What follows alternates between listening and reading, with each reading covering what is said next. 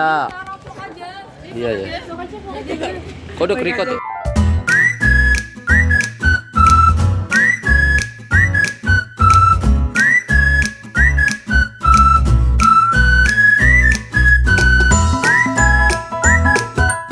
Assalamualaikum warahmatullahi wabarakatuh.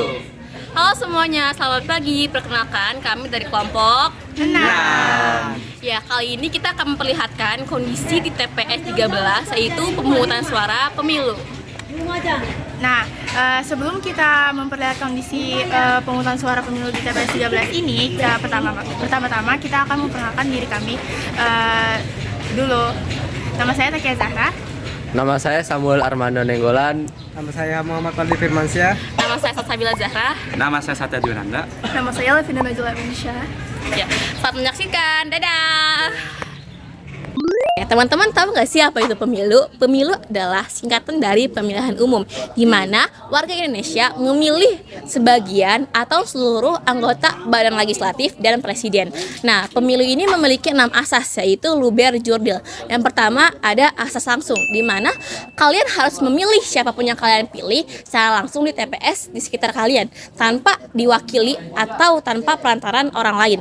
Lalu yang kedua ada asas umum, di mana kalian semua wajib ikut pemilihan umum yang bersifat umum.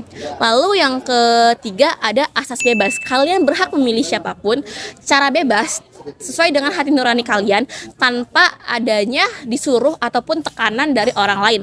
Lalu yang keempat adanya asas rahasia, di mana siapapun yang kalian pilih haruslah kalian rahasiakan tanpa diberitahu ke orang lain dengan cara apapun. Lalu yang kelima ada asas jujur. Di sini kalian harus jujur, siapapun yang kalian pilih kalian harus jujur, tidak boleh memilih 2 ataupun 3. Jadi kalian harus memilih tetap satu suara saja.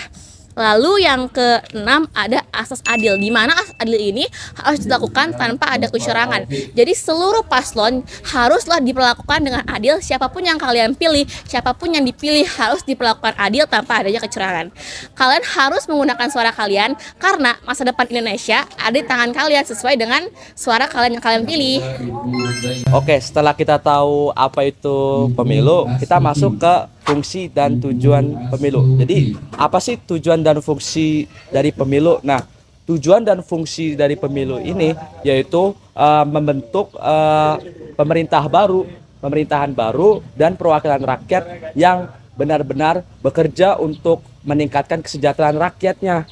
Nah, jadi menurut Undang-Undang Dasar 1945 atau yang sering kita kenal dengan UUD 1945, pemilu ini dilaksanakan untuk memilih yang pertama presiden dan wakil presiden, yang kedua anggota DPR, yang ketiga anggota DPD, 4 gubernur dan wakil gubernur, dan masih banyak lagi.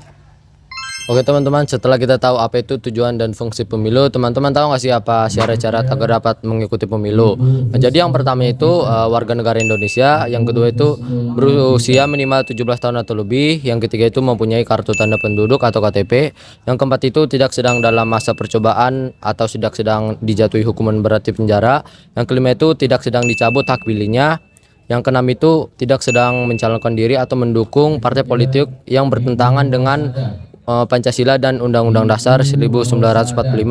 Yang ketujuh itu tidak sedang menjadi anggota Tentara Nasional Indonesia atau Kepolisian Negara Republik Indonesia.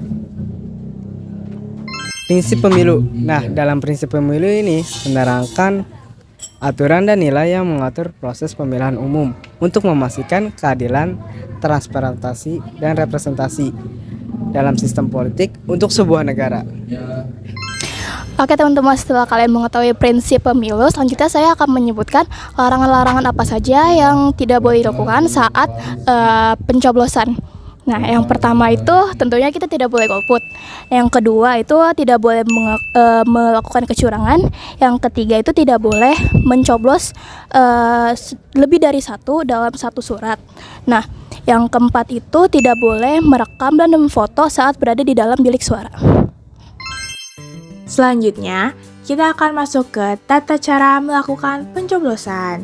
Sebelum kita melakukan berbagai tahapan pencoblosan di TPS terdekat, kita bisa melihat-lihat kembali kertas suara capres dan caleg. terdapat kertas suara capres dan cawapres, calon anggota DPR RI, DPD RI, dan DPRD Provinsi. Pertama-tama yang harus kita lakukan adalah mengantri untuk memberikan KTP dan surat pemberitahuan pemungutan suara kepada panitia TPS. Setelah itu, kita menandatangani kehadiran kita di TPS yang dituju, dan KTP kita akan diberikan kembali. Lalu, kita bisa duduk dan menunggu sampai nama kita dipanggil oleh panitia untuk melakukan pencoblosan. Setelah nomor urut dan nama kita dipanggil oleh panitia, kita berjalan menuju meja panitia KPPS untuk diberikan 4 buah kertas suara. Kita juga diperbolehkan untuk mengecek kertas suara terlebih dahulu sebelum lanjut ke bilik suara untuk pencoblosan.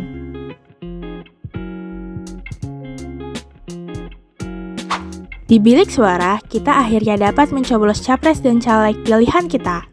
Setelah itu, kita lanjut memasukkan 4 kertas suara yang berbeda di kotak suaranya masing-masing. Jangan sampai salah memasukkannya ya. Terakhir, kita harus mencelupkan jari kita ke tinta, tanda bahwa kita sudah mencoblos untuk pemilu 2024. Jangan sampai lupa seperti Mas yang satu ini ya.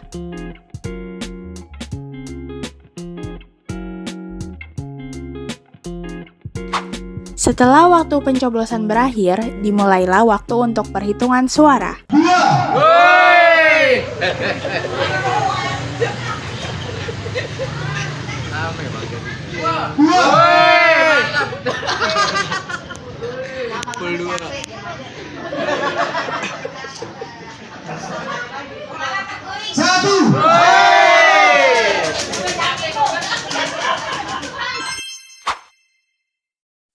Ini dengan kakak siapa ya, Kak?